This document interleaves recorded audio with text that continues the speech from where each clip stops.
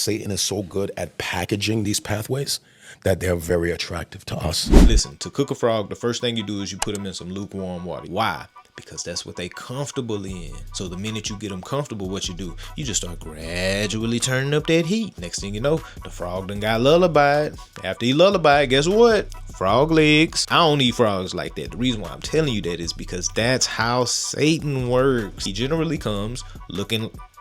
Pause. Satan don't pull up and be like, yeah, I'm here to destroy your life. Give it to me. Nah, it don't work like that. Sometimes he show up looking like OnlyFans models. You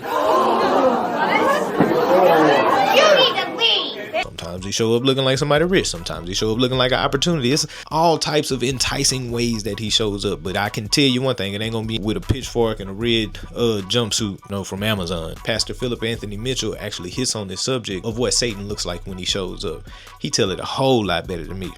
Let's take a listen. The enemy now controls that broad path. And on that broad path, the enemy who has been studying human beings from the foundation, he knows all of our weaknesses. He know all of them? I mean, come on. I think one of the things that Christians do to our own detriment is speak about the enemy like he's stupid. He's not stupid. He was an angelic being. He was cast down. He was in the garden. And so he studied humanity from the beginning. So he knows our frailty. He knows our weaknesses.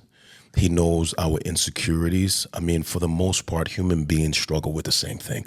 Although humanity is not monolithic in the fact that we all desire the same thing or like the same thing, we do have one thing in common. We are broken because of sin, and we do have insecurities, and we do have this search for wholeness and healing. The challenge is there's such a broad path that offers a placebo, a fake pathway to healing and to wholeness and to all these other things.